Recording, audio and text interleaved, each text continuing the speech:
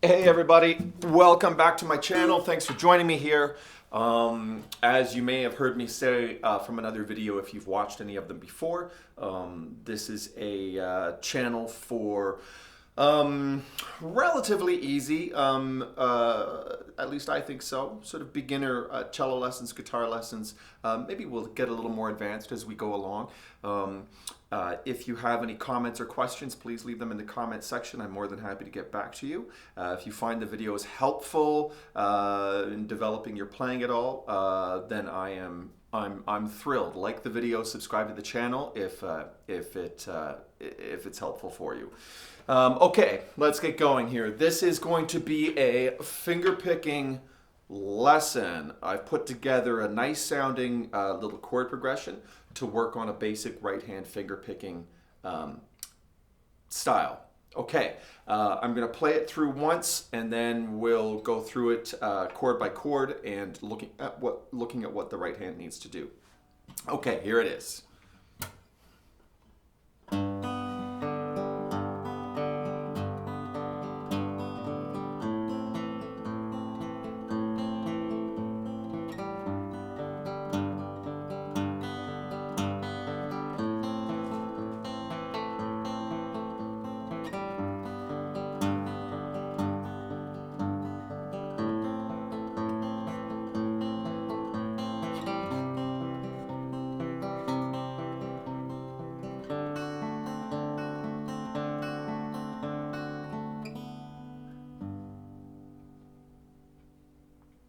Boom, there it is. Okay, nice and simple, it's pretty sounding.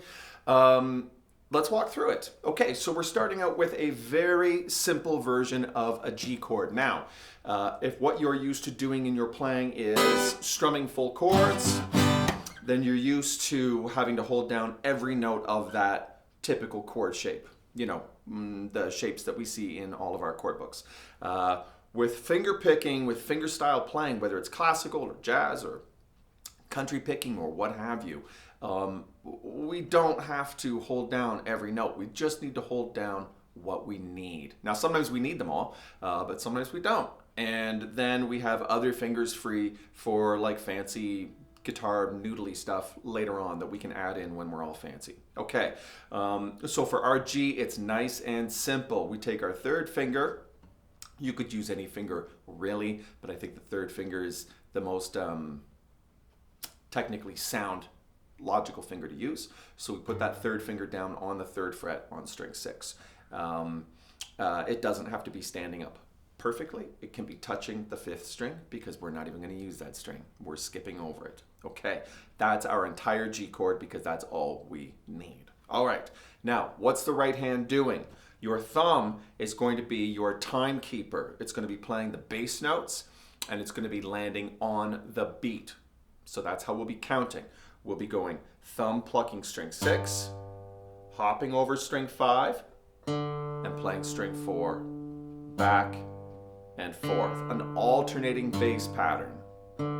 We'll be counting 1 and 2 and 3 and 4 and. Now on those ands, that's when your first 2 fingers will be picking the other notes of the chord in between those bass notes. So I'm going to pluck string 6, that low G, 3rd fret.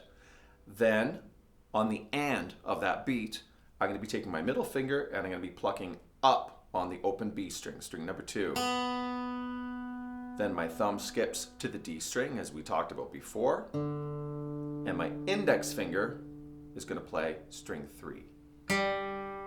So I'm going to be going string 6, 2, 4, 3.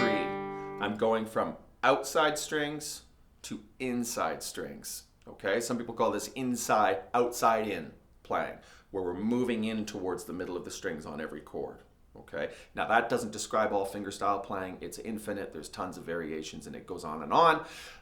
Some pretty cool stuff, but this is a nice, easy way to start, going from those outside strings towards the inside strings. Okay, so we're going to do this for 2 measures. We're going to play 1 and 2 and 3 and 4 and. That's one measure, that's one bar, 4 beats. Then we do it again. 1 and 2 and 3 and 4 and. Chord change. We are going to jump to our A minor chord. Hopefully we all know what an A minor is. You can look it up, or I've told you how to do it. Okay, it's our 2 middle fingers, 2nd fret, each of them on the middle string, string 4 and string 3, 1st finger on string 2. There we go. We are going to be coming in now and playing our inside strings, okay? Because the A minor, the root note is going to be this A, and our thumb will be playing string 5, 4, 5, 4. Those will be those bass notes. And I'm going to be doing the same alternating pattern here with my other 2 fingers. So I'm going to go string 5, 2, 4, 3, moving out and going in. And doing it again, 1 and 2 and 3 and 4 and. Okay, now here's the interesting thing that we're going to do. Our next chord change takes us back to that G. Now on the G chord, these strings are open, and we actually want one of them to be open just ahead of time. So what I'm going to do on my last run through on A minor, the second time I play through it, that second bar of A minor, I'm going to play 1 and 2 and 3 and 4. And on the very last note of A minor, my index finger is going to be playing string 3, which is covered up, but I'm going to let go and play it as an open string so that it's already letting me change back to that G. Okay, so I'm going to take you through that again. My whole run through on A minor, the first measure I play normally, 1 and 2 and 3 and 4 and, then I play again, 1 and 2 and 3 and 4 and I let go, I play the open string, and that sets me up to be able to come back smoothly and play my 2 bars of G. Then I go back to A minor again, 2, go to those inside strings, 1, 2, 3, 4, open, and I'm going to do this 3 times back and forth. This is the 3rd time. To A minor, 2 and 3 and 4 and 1 and 2 and 3 and 4 and. But this time, after playing G, A minor, G, A minor, G, A minor, we're going to break out of that pattern. We're going to go to a C. Okay, 3rd fret string 5, 2nd fret string 4, open string 3, 1st fret string 2.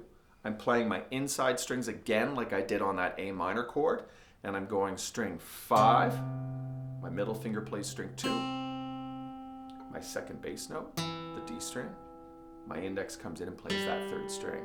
So I'm going outside, in, 1 and 2 and 3 and 4 and 1 and 2 and 3 and 4 and. Okay, now I know that compared to the A minor and compared to the G, C is a more difficult chord. Too bad, that's the way it goes. It's in everything. We have to get good at it. But it is tricky for finger picking because we're hearing every note clearly. Maybe not if you're just starting out, but you just have to work away at it. Really try to stand those fingers up. Don't let them sabotage each other. Don't let them lie down and wreck the note behind them. Stand it up and get this one to ring nice and clearly. If you can hear all those notes, that's a great sign that you're playing well. Okay, so after our C, I go to a D7. I keep my 1st finger on. Okay, if you don't have great calluses yet, your finger's probably getting pretty sore by now. That's another big too bad for you. You just have to keep trying. Okay, so we keep our 1st finger down. We lift the other 2. We put them on either side of your 1st finger at the 2nd fret. 2nd fret string 3, 2nd fret string 1, and that's our chord. Now we move our entire right hand shape down to strings 4, 3, 2, and 1. Okay, so now my bass notes are going to be string 4 and string 3. And my alternating notes are going to be these dudes, string 1 and string 2. So I've got 1 and 2 and 3 and 4 and 1 and 2 and 3 and 4. And I'm going to do the same trick that I did with the A minor, except now it's on string 2, where I'm going to let go of the first fret on the very last note to open up that string for the G. At which point, you just go right into a repeat. I'm back at the beginning.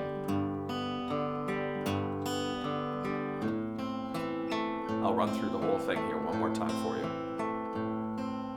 Let go of that string. Whoops.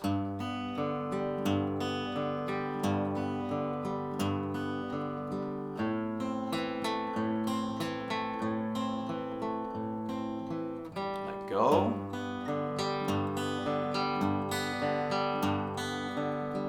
A minor. This is the last time on A minor. I still want to get that open G string at the end because it helps me go to my C. 1 and 2 and 3 and 4 and D7. 3, 4, 1 and 2 and 3 and 4 and either repeat or end with that low G, and it sounds great. Okay, hopefully that made sense to everybody. Again, if you have a comment or a question, please leave it in the comment section underneath. Like the video, subscribe to my channel if you find it useful, helpful, blah, blah, blah, any of those things. And we keep on working, keep practicing, keep getting better, and I'll see you later. Thanks. Bye.